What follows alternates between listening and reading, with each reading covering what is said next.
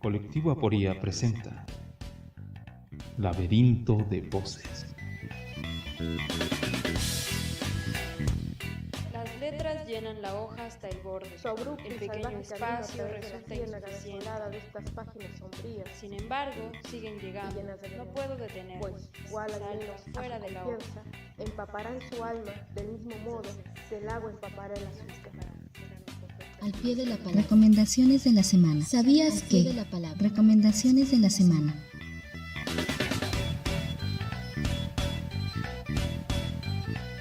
Laberinto de Voces.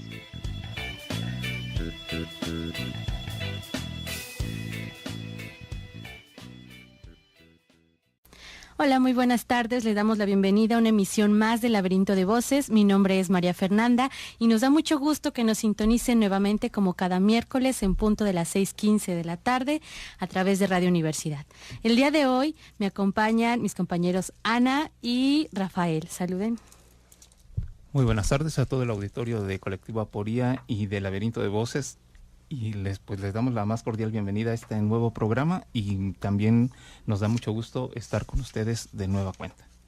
Hola, buenas tardes, les saluda Ana y los invito a que no se pierdan estos próximos 45 minutos de Laberinto de Voces. Y pues muy bien, antes de comenzar y de decirles de qué va a tratar el programa del día de hoy, los invitamos a que se pongan en contacto con nosotros a través de nuestra página de Facebook, Colectivo Aporía. Nos gustaría escuchar su opinión acerca de los programas que hemos estado tratando. Últimamente hemos estado hablando sobre temas en torno a la filosofía, pero el día de hoy vamos a hablar un poco más acerca de los libros. Y para eso tenemos un invitado especial el día de hoy. Buenas tardes, mi nombre es Mario Lugos, fundador de la editorial 1450 Ediciones, todos los libros de Oaxaca. Muy bien, muchas gracias por acompañarnos esta tarde y efectivamente el día de hoy nuestro tema es bastante interesante porque, bueno, ya escucharon que nuestro invitado del día de hoy es cofundador de esta editorial oaxaqueña y bueno, el día de hoy vamos a hablar acerca de editoriales o el arte de hacer libros en Oaxaca específicamente y para eso tenemos aquí en cabina también a Rafa, que él también colabora y trabaja con esta editorial 1450 Ediciones. Entonces nos van a hablar un poco acerca de esta labor. Primeramente, desde un punto de vista como histórico, ¿no? Vamos a hablar acerca de, bueno, cómo surge esta labor titánica de hacer libros, con qué intención, cómo llega a México, posteriormente cómo se instala esto en Oaxaca y cuál es realmente ahora la posición de las editoriales oaxaqueñas y en específico pues vamos a hablar un poco más acerca de el proyecto 1450 Ediciones. Y bueno, si quieres comenzar, Anabel. Bueno, pues sí, hoy en día no nos resulta extraño entrar a una librería en Oaxaca y encontrar pues títulos oaxaqueños, ¿no? Tanto de editoriales como de autores. Pero ¿cómo es que surge, cómo es que llegan los libros acá a México, a Oaxaca? Porque, bueno, hay que recordar que esta necesidad de registrar acontecimientos pues siempre la hemos tenido, ¿no? Y esta necesidad precisamente provoca la búsqueda de materiales, de soportes para hacer este registro. Recordemos el uso del papiro en Egipto y que también se extendió en gran parte del Mediterráneo. Posteriormente, el uso del pergamino, que ya era de pieles de animales, ¿no? De cordero y de otros animales. También en México, ¿no? El uso de los códices. Y pues en China, incluso antes de que se creara el papel, ya se utilizaba una especie de varas de bambú para hacer registro de acontecimientos importantes. La llegada de nuevos gobernantes, de la organización social, era pues los tipos de temas que más se registraban. Pero hay dos acontecimientos importantes en la cuestión de, digamos, edición de los libros y de la masificación, que es pues la creación del papel como, digamos, hoy en día lo conocemos en China, y la creación también de la imprenta de Gutenberg, por allá de 1440, 50 más o menos. Entonces estos dos llamémosle inventos, son sumamente relevantes para la transformación, ¿no? de cómo vamos a a registrar, de cómo vamos a tener acceso a la lectura. Sí. Y bueno, recordemos que una intención de masificar los textos pasaron por muchas formas de impresión. Lo que Gutenberg hizo, digamos concretamente, fue inventar los tipos móviles. Entonces, los tipos móviles permitieron no solo imprimir los textos, sino también darles hacerlos mucho más asequibles para el productor de los textos. Es decir, antes de Gutenberg una plancha de impresión se hacía una sola vez y para siempre, no había forma de reutilizarla. Y con los tipos móviles fue posible poder a partir de ellos poder crear muchos textos hacer diferentes composiciones de ellos, y eso facilitó mucho la difusión de las obras. Sí, y es curioso precisamente que un siglo después prácticamente de que Gutenberg inventara la tipografía, los tipos, cuando los españoles llegan a territorio mesoamericano, uno de sus primeros actos, incluso que 10, 15 años después de haber derrotado al imperio mexica, lo que mandan traer es una imprenta en 1539 aproximadamente, o sea, 120 años más o menos después de que Gutenberg inventa la tipografía. Antes. Bueno. 100 años. Sí, 100 años después. No, ni siquiera llegaban a 100 años. Bueno, casi no. Sí, cierto. No llegaba ni a 100 años. Bueno, era 1539, 1440 se inventaron los tipos, ¿no? Casi. Y bueno, era interesante porque el trabajo de impresión que se llevaba a cabo, digamos, los editores de esa época tenían bastantes restricciones frente a este proceso, como el primero solicitar el permiso, la autorización de un obispo y del virrey frente a lo que van a publicar, ¿no? Porque, bueno, precisamente estamos también ante... Bueno, los españoles llegan y están en un territorio en donde mayormente la tradición oral es muy importante de alguna forma, aparte de que, bueno, todo lo registraban en pieles de venado, la escritura era distinta, la tradición oral también tenía un peso muy importante, y pues básicamente de ahí proviene el libro en realidad, ¿no? Una de las primeras intenciones para elaborar libros o pasar todo esto a papel es como el conservar o el preservar una memoria que había sido pasada de manera oral, una memoria en cuanto a mitos, leyendas, conocimientos ancestrales, etcétera. Y poco a poco es así como el libro va adquiriendo un valor muchísimo más importante dentro de distintas instituciones, entre ellas la Iglesia, ¿no? Y que va a ser precisamente la institución que va a regular la producción de libros en Nueva España. Y en efecto, todo pasaba por la aprobación real, ¿no? Todo se resolvía con cédulas reales que también tenían que ser sancionadas primero por la Iglesia. Sí, claro, de hecho la cédula real donde se da precisamente este permiso para que se instaure la primera imprenta acá en México es de 1525. Y respecto a esto de las fechas, como que ha habido un estira y afloja, ¿no? Sí. De que dicen que acá en México fue el lugar en donde donde por primera vez se llegó la imprenta. Exacto, llegó la imprenta acá al territorio americano, y también la fecha en la que se dice, digamos, se inauguró fue en 1536. De hecho, la casa en la que estuvo esta primera imprenta tiene una placa, ¿no? Donde dice: el virrey don Antonio Mendoza establece aquí en el año de 1536 la primera imprenta de América. Hoy en día es un museo que se llama Casa de la Primera Imprenta en México y está a cargo de la UAM, me parece. Bueno, el primer impresor europeo que llega acá es un italiano de nombre Giovanni Paoli, mejor conocido como Juan Pablos. Este señor llega prácticamente porque su patrón, un alemán, también de apellido Kronberger, lo manda, ¿no? Lo manda ahora sí que a que expanda su negocio. Este alemán en Sevilla había puesto la primera imprenta por ahí de 1500. 25 años después ya había tenido pues un gran éxito, porque ya tenía dos, digamos, sucursales en en Portugal, una es en Lisboa, el otro lugar no me acuerdo. Entonces manda a este señor a que ponga la primera imprenta acá en México, y se enfrenta con muchas dificultades, ¿no? Como bien lo decía Maffer, aquí teníamos una tradición oral muy fuerte para empezar, entonces la mayoría de la población era indígena, que no sabía leer pues, la lengua española, castellana. Y por otra parte, pues también la cuestión económica, no era fácil acceder a este tipo de publicaciones. Bueno, y que tampoco había intención de hacerlo. Sí, por supuesto. Sí. De que fuera esa la población beneficiada de los libros.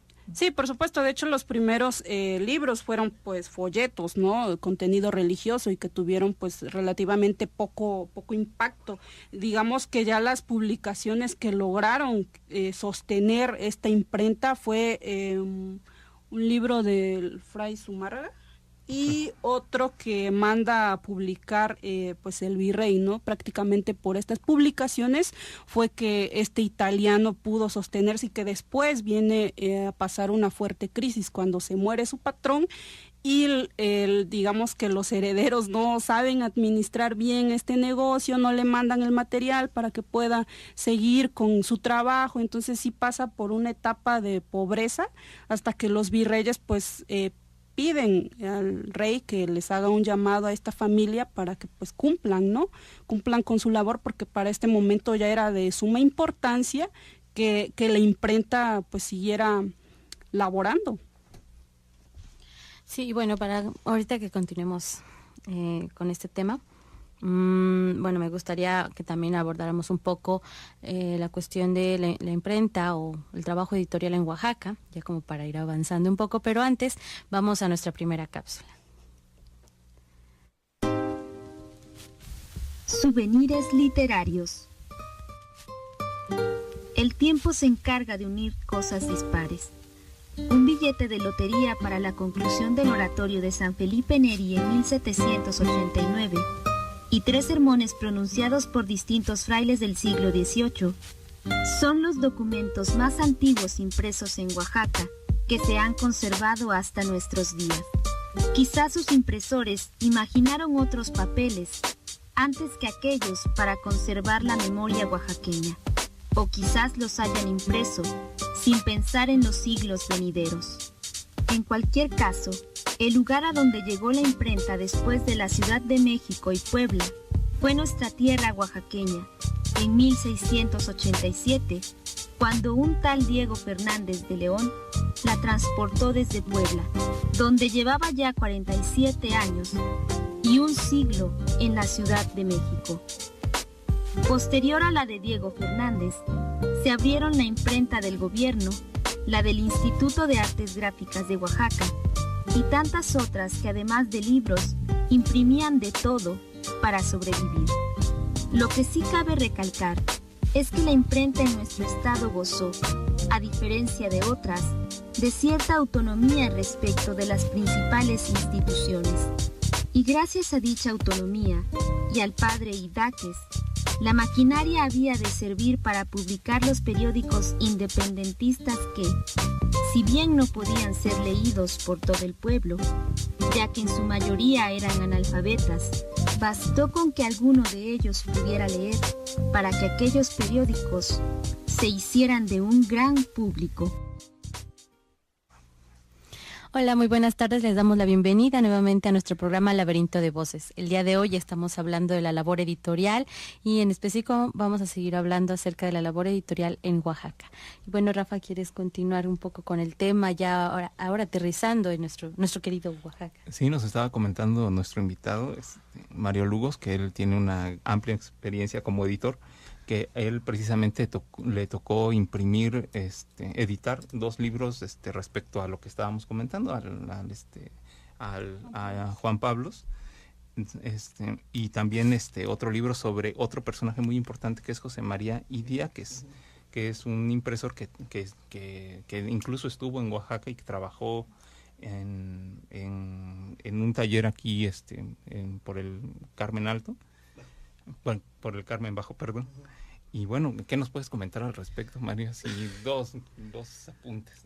Bueno, digo, Estos libros se encuentran en la librería Graña en Porrúa y en la Biblioteca Francisco de Burgoa.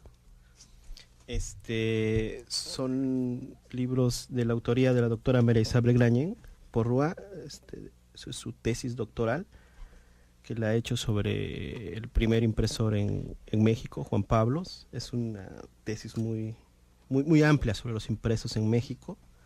Y también ha elaborado un libro sobre José María Idiáquez, también muy extenso, sobre los primeros impresos que se hicieron en Oaxaca.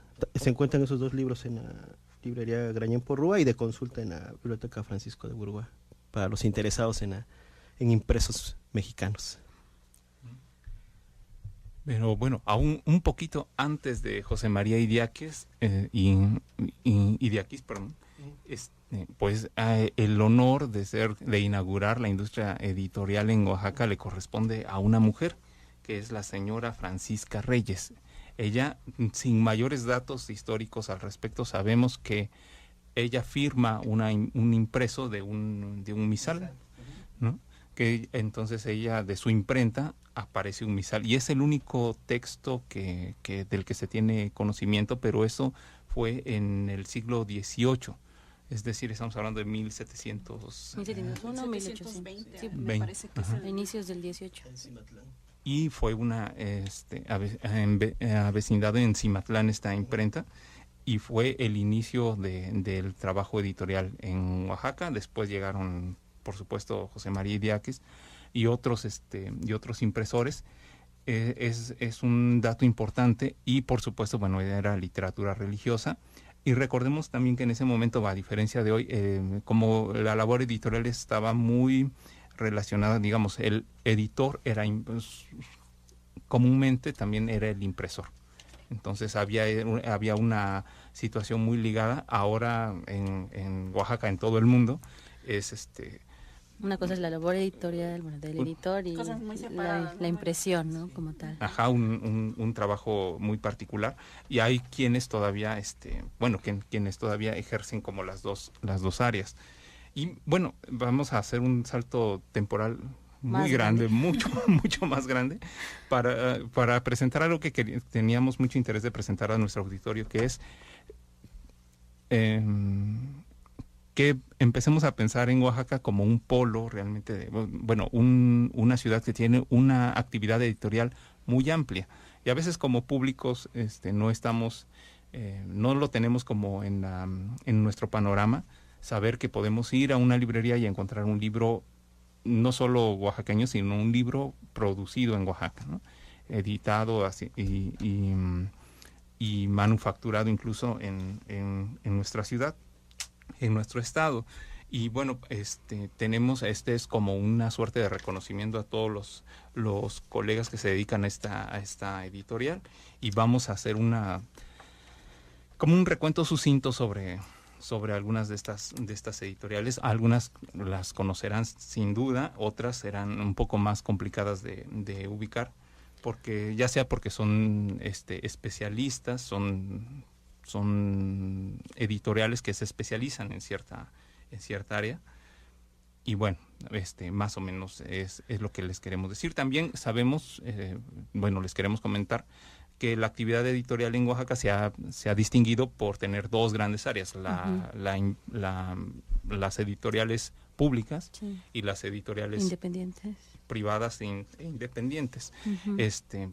Las editoriales públicas, que son más o menos conocidas por todos, pues son las instancias de gobierno, que tenemos en nuestro invitado ha trabajado y trabaja también en las actividades editoriales del gobierno y de otras instancias públicas, como el IEPO, como Secretaría de Cultura, Turismo, etcétera, ¿no? Que es de ahí de donde toma la experiencia para crear la editorial 1450.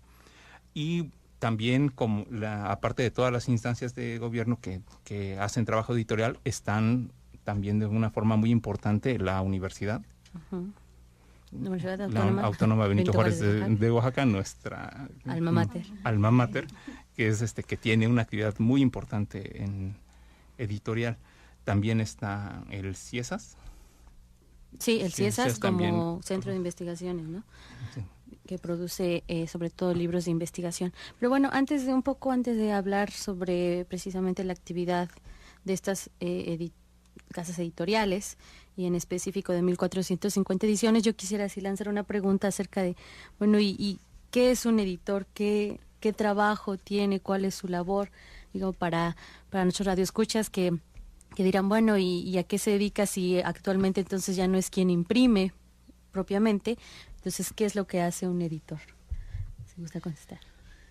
Bueno, aquí tan solo para ampliar un poquito lo que Rafa comenta sobre el proceso editorial de Oaxaca. Híjoles, Oaxaca ha tenido un proceso ahora que ha mermado bastante, ¿no? Las publicaciones. Yo recuerdo hace 20 años, hace 20 años, de 20 años hacia acá, Oaxaca empezó a tener un boom sobre publicaciones, ¿no? Publicaciones, el IEPO, hace por ejemplo 15 años imprimía una revista que era Huaxyaca, que su tiraje era impresionante, su tiraje era de 5,000 o 10,000 ejemplares, era distribuida para maestros, esa revista. Hace 10 años, Oaxaca, de las becas estas que dan Edmundo Valadez para revistas independientes, eran 10 becas que daba por año, y Oaxaca de esas 10 becas se llevaba 4. Estaba Luna Z, Fandango, Plan de Pájaros, Cantera Verde, y a veces hasta Vaso Comunicante. O sea, Oaxaca tenía la mitad de esas becas para hacer sus publicaciones. El entonces Instituto Oaxaqueño de Culturas Crelilloc publicaba también su revista que se llamaba Nuestra Tierra. Fue la última revista que se ha publicado como una revista cultural de gobierno del Estado, ¿no? De ahí ha venido todo como muy en decadencia las publicaciones, pero las iniciativas privadas también nos han hecho ahora tener nuestros propios proyectos, ¿no? Ahora ya situando a 1450 ediciones, es una empresa independiente, con recurso independiente de Cuauhtémoc Peña y un servidor, Mario Lugos, que se ha fundado hace 2 años y está dedicada a difundir y publicar autores o temas oaxaqueños, ¿no? Al momento llevamos 15 títulos en casi 2 años y medio. Cerraremos este tercer año con 20 títulos tal vez, ¿no? Y el proceso editorial en Oaxaca sí sigue ahora, ya el gobierno del Estado está publicando poco, ¿no? Y es muy lamentable. Pero hay empresas editoriales independientes, como esta que te platico de tu servidor, está la de Manuel García, también que está publicando, Punta Cometa, está Carteles Editores, de Claudio Sánchez, que también está publicando, las de alguna manera formales, pues, ¿no? Que están, hay otras de carácter, como más de amigos, que también publican algunas plaquettes, algunos libros como más pequeños. Está Almadía también, ¿no? Que, bueno, vamos, es el punto de referencia en Oaxaca, ¿no? Una editorial que ha trascendido incluso más allá de México, ¿no? Sí, es muy fuerte el proceso editorial ahora en Oaxaca, ¿no? Sí, bueno, antes de continuar, vamos a nuestra siguiente cápsula.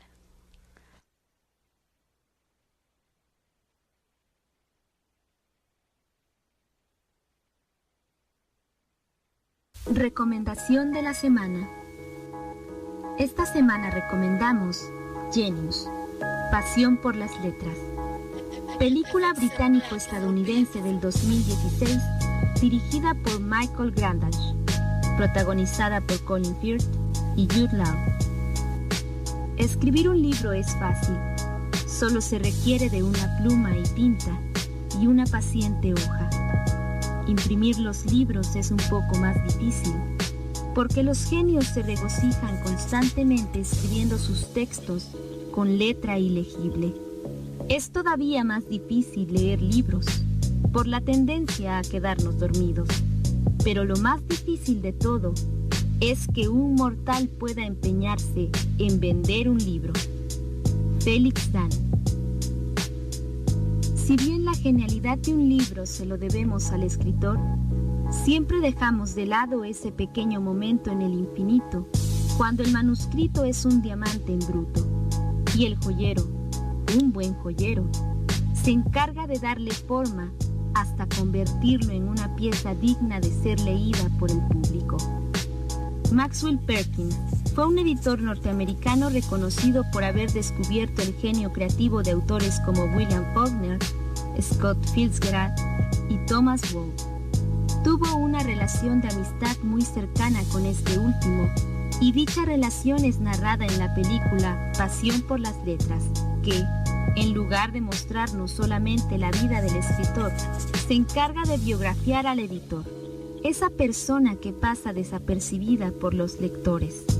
La película, aparte de mostrarnos el lazo invisible que crean autor-editor a través de los libros, nos muestra la labor noble e incansable que un verdadero editor realiza. Largas jornadas de lectura en un ambiente solitario, intuición y olfato para descubrir un diamante en bruto, hostilidad para persuadir al escritor y fungir como puente entre el mundo ficcional que habita todo el tiempo el autor con el mundo real, en donde vender libros y hacer que la gente lea es una labor titánica. Observamos en el transcurso de la película que la pasión por los libros no solo le corresponde al lector o al escritor, sino también a ese ser que cumple ambos roles, el editor. Genius, pasión por las letras. Estamos de regreso en su programa Laberinto de Voces. Los invitamos a que se pongan en contacto con nosotros a través de redes sociales, en Facebook, en la página del colectivo Aporia o en la de Radio Universidad de Oaxaca. Y pues estamos charlando acá con nuestros amigos de 1450 ediciones, y a mí me gustaría preguntarles cómo es que surge este proyecto, cuáles son las dificultades a las que se han enfrentado, y pues también que nos platiquen un poco sobre los títulos, ¿no?, que ya tienen publicados, dónde los podemos encontrar, qué onda con todo eso. Gracias. Bueno, pues 1450 ediciones surge de eso, de 20 años de trabajo de Cuauhtémoc Peña, de su experiencia como editor en dependencias de gobierno y ahora con una empresa propia, y de un servidor también como diseñador editorial.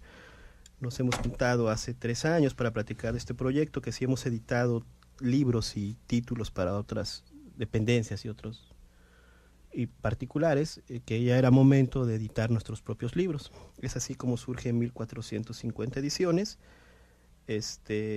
hace casi ya 3 años. Al momento llevamos ya 15 títulos, ya se encuentran todos en las librerías de la ciudad, en todas las librerías de la ciudad. Y también tenemos puntos así como muy específicos que nos han funcionado bastantes, como en tiendas de artesanías, librerías, galerías, hoteles, y es nuestra manera como de difundir nuestros libros, y nos ha ido bien, ¿no? Aprovecho también para hacer la invitación a los autores. Nuestra editorial se dedica solamente a tema oaxaqueño o autores oaxaqueños. Y esa es una parte importante de esta editorial en particular, porque de hecho antes de que apareciera 1450 ediciones no había esta oferta, tanto no solo para el público, de poder ver. Creo que toda sociedad merece poder verse reflejada en sus libros, y la sociedad oaxaqueña estaba pasando un poco este vacío, ¿no?, de no tener los libros, no solo de libros de historia o libros de folclore, de cultura, sino los libros contemporáneos, que también en algún momento dado 1450 ediciones oferta al lector. Pero también la editorial oferta en 2 sentidos. es una editorial que también está ofreciendo un espacio a los autores oaxaqueños, que eso es algo que tampoco existía.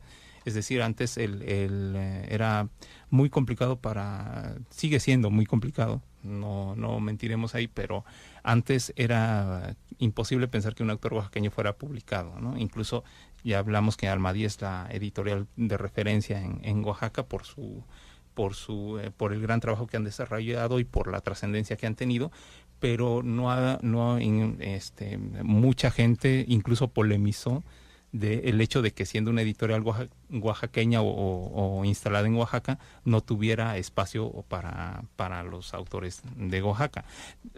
Como se obedece a otros, pues son criterios muy válidos, que son de comerciales, que son perfectamente válidos, pues no hay ese espacio, digamos. En cambio, esta editorial 1450 se preocupa porque este es el nicho que eligió para su desarrollo, es decir, los autores y los temas de Oaxaca.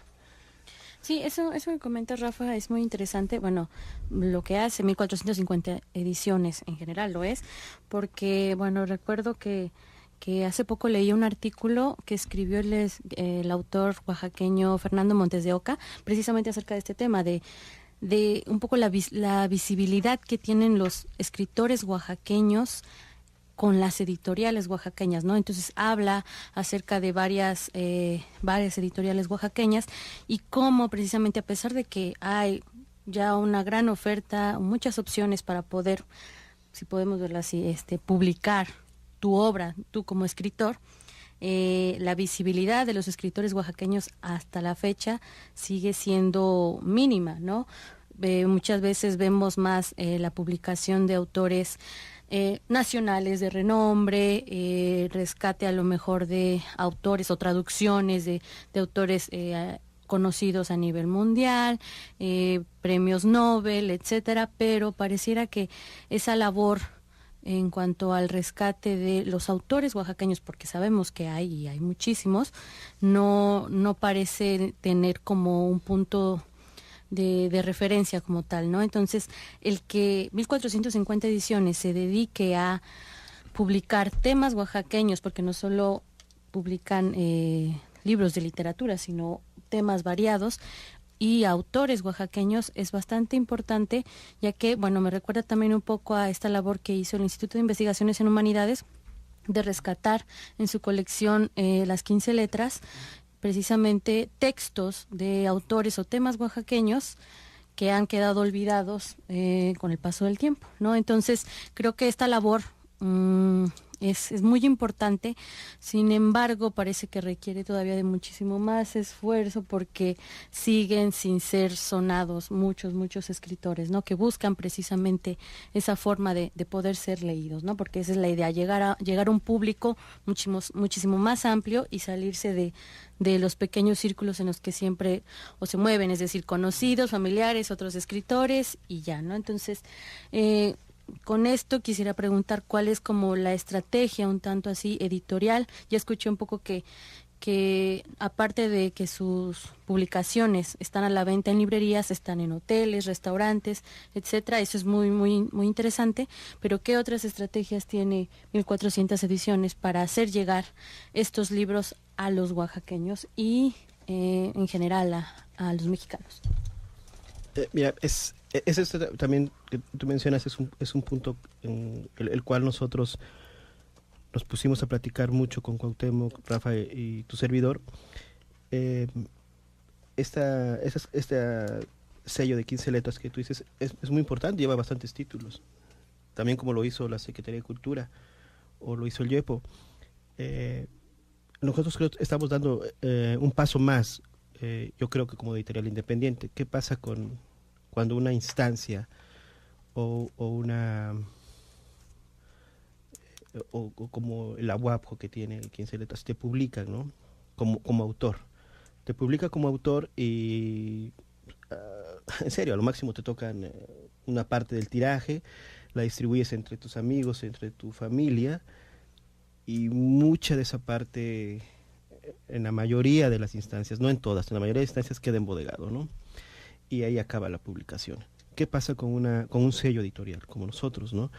Aparte de publicar, nosotros hacemos todo el proceso de comercialización, difusión y ahora la digitalización de los libros, de una forma no solamente PDF interactivo, ¿no? Estamos haciendo ebooks que son validados por Amazon para su venta. No es lo mismo que tú hagas un PDF, lo subas a Amazon y lo pueda bajar cualquier persona. Eso es válido también, ¿no? Pero cuando vas en un sello editorial, Amazon te pide ciertos requerimientos técnicos para poder poner a la venta el ebook. Es otra manera que estamos también nosotros como editorial ya experimentando, ¿no? Los libros electrónicos. Sí, los libros electrónicos, y también estamos trabajando en la editorial en la distribución, que estamos sentando las bases para una distribución nacional de este autor oaxaqueño, de este tema oaxaqueño, pensando en primera instancia en todos los oaxaqueños que están fuera de nuestro estado y que pueden ser compradores potenciales de este material, y también sobre otros nuestros connacionales o personas que visitan México y que quieren conocer de la cultura oaxaqueña, poder tenerlo en una red, por ejemplo, como Educal, que es una red que trabaja a nivel nacional. Y pensando en esto, bueno, ya mencionaron que buscan precisamente salir ya de forma a nivel nacional. ¿Cuál es realmente, en qué público en específico están pensando? Ya ven que, bueno, a veces nosotros en algún momento, por ejemplo, hicimos como encuestas, trabajamos o tratamos de trabajar mucho más con adolescentes, ¿no? Como que sea el principal público captor de nuestros pequeños talleres que a veces hemos dado, de este programa, de nuestras publicaciones, etcétera, en redes sociales, sobre todo. Pero ustedes como editorial, ¿en qué tipo de público piensan cuando están trabajando en los títulos? Pues hay un abanico amplio, ¿no? de posibles lectores. Uno de ellos es muy importante, la comunidad académica, que está en busca de conocimiento. Entonces, para ellos hay una oferta editorial de nuestra parte, que son libros hechos por investigadores de primer orden, ¿no? En uno de ellos, el libro que traigo aquí en mis manos, que es de la doctora Ana Luz Ramos Soto, que propone que hace una propuesta de redacción para un plan de desarrollo municipal. Todos nuestros amigos que tengan aspiraciones políticas deben conocer este libro, porque nos enseña a hacer un plan de desarrollo municipal y sobre todo tomando en cuenta las condiciones de Oaxaca. Bueno, ese es un ejemplo. También tenemos el libro de Díaz, por ejemplo, que es sí es un rescate, es un libro facsimilar de una publicación de 1901, creo, 1901, que fue un tiraje que hizo Porfirio Díaz para dar a conocer su historia, ¿no? Entonces, es muy importante, pero para un investigador es más atractivo todavía. Digamos, eso es como especializado. Tenemos Tallando una tradición, que es nuestro último libro del doctor Michael Chibney, que trabaja, es el libro más importante que se ha escrito sobre investigación de procesos artesanales en Oaxaca, ¿no? Tomando como base el comercio de alebrijes y las tallas de madera que todos conocemos. Por otra parte, tenemos la oferta literaria propiamente, que ya trabajamos poesía y narrativa, que hemos hecho por compilaciones. Se publicó el libro de la maestra Guadalupe Ángela, de la poeta Guadalupe Ángela, y también un libro de narrativa de Cuauhtémoc Peña, y 2 libros de narrativa, y uno de ellos tiene la particularidad de estar dirigido al público infantil, que es nuestro primer título infantil. Entonces tratamos de diversificar la oferta, no solo ir sobre una línea. Todas son importantes, pero en realidad una cosa que encontramos es que se asocia el libro oaxaqueño con libro de historia, libro de artesanía, libro de folclore. Y bueno, hay más, ¿no? Todavía hay libros hay libros de investigación, ¿no? Sí, bueno, y por último yo sí quisiera preguntarles acerca de las dificultades que presenta primero un escritor para encontrar lugar y poder publicar y no hacer autoediciones, porque eso sí sucede muchísimo, ¿no? Que yo me pago mi publicación y yo la publico como quiero, yo la imprimo como quiero y a veces esos son errores garrafales porque salen las fotos del autor, no queremos mencionar nombres de ciertos libros, y son a veces de muy mal gusto. Entonces, porque para eso se necesita todo un trabajo editorial detrás, ¿no? Porque no solamente es el contenido y la revisión ortográfica, sintáctica, sino también el diseño, ¿no? Es muy importante. Entonces, no sé, ¿qué dificultades primero enfrenta un escritor o un investigador para poder publicar su obra y qué dificultades enfrenta una editorial privada para poder distribuir tantos temas que se puedan presentar en Oaxaca? Sí, una de estas, de eso que tú platicas ahora, fue también preocupación al inicio de constituirnos como editorial legalmente, ¿no? ¿Qué pasa cuando un investigador, los investigadores están obligados a publicar, ¿no? Y entonces nosotros queremos ser una oferta para esos investigadores. ¿Por qué? Porque somos una empresa legalmente constituida que puede tramitar ISBNs, que puede difundir su obra, no solamente dejarla ahí en una empresa, aparte de lo que tú ya has comentado, del cuidado de la edición, el cuidado de los textos, el cuidado de la impresión y el cuidado del diseño, tenemos ese plus como sello editorial, ¿no? El acompañamiento de toda la publicación antes de que se imprima, cuando se imprime y después de imprimir el libro, ¿no? Tenemos todo ese cuidado y todo ese acompañamiento con los autores, ¿no? A los autores les organizamos ruedas de prensa, difundimos su libro según el nicho de la investigación, buscamos presentaciones o llevar el libro a los interesados, ¿no? Sí, y bueno, también como empresa privada hay que tomar en cuenta que, digamos, una situación idónea y romántica sería que todo aquel interesado en publicar pudiera traer su manuscrito y sería publicado. Obviamente, siendo una empresa privada, hay un riesgo siempre. Primero es una inversión y toda inversión es un riesgo. Entonces, uno de los criterios es muy importante como empresa privada es apostar correctamente y no y saber que este texto que estamos escuchando, este texto que estamos leyendo es también un producto susceptible de ser comercializado. Entonces, bueno, en editorial también llegan ofertas de muchas personas que en eso estamos abiertos a recibir las ofertas, pero no podemos dar una respuesta favorable a todas, ¿no? Bueno, por último, a los autores que estén interesados en ustedes, en acercarse, ¿cómo los pueden contactar? ¿A través de qué? ¿Cómo? Bien, tenemos el correo, es 1450ediciones@gmail. Contamos con una página de internet también, 1450.com.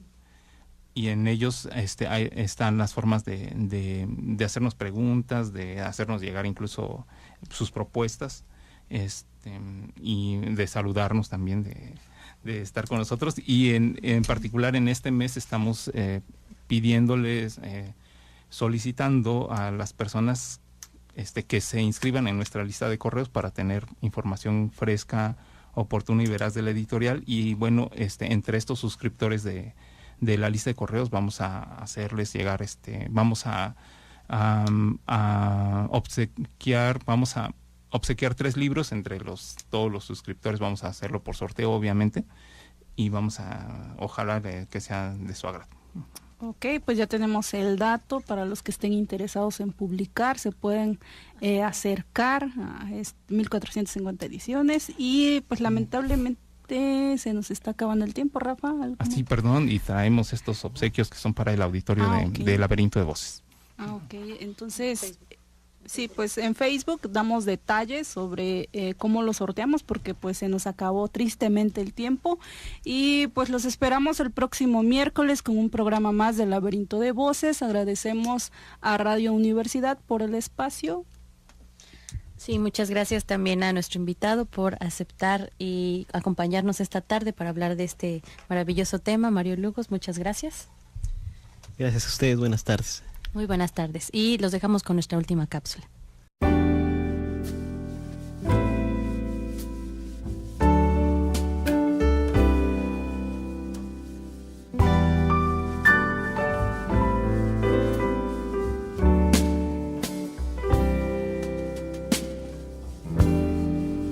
Vino en tibia, sueños al jadear,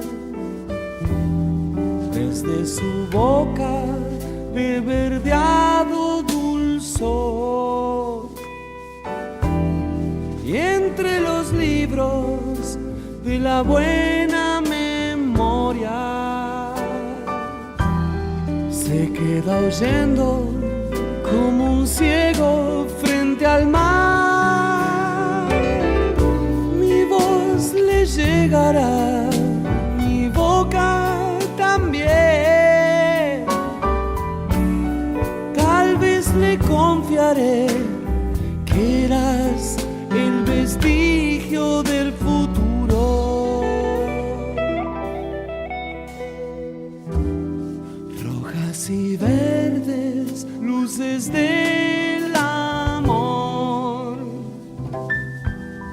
prestidigitan bajo un halo de rouge. Qué sombra extraña te ocultó de mi guiño, que nunca oíste la hojarasca crepitar. Pues yo te escribiré, yo te haré llorar, mi boca besará toda la ternura de tu acuario.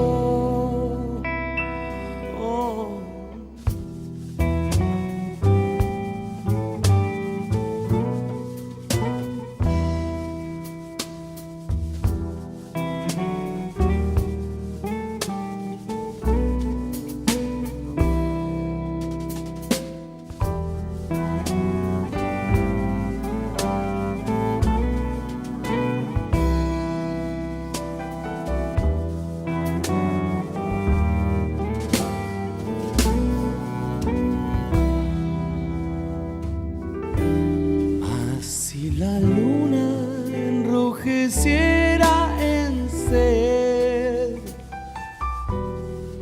olas sin palas recorrieran tu estante, no volverías a triunfar en tu alma.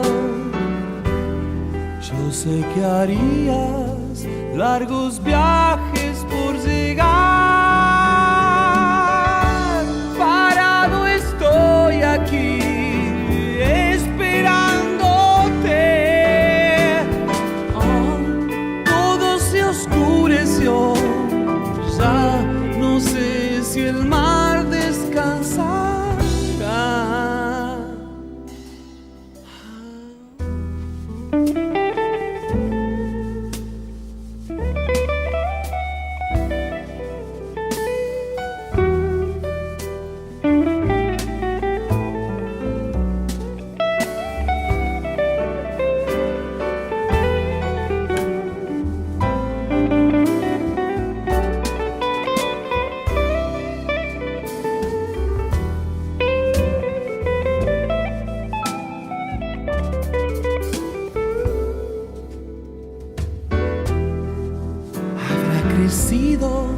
Un tallo en el nogal,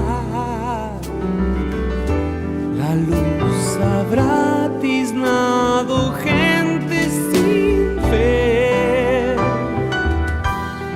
Esta botella se ha vaciado también, que ni los sueños se cobijan del rumor. Licor, no vuelvas a dejar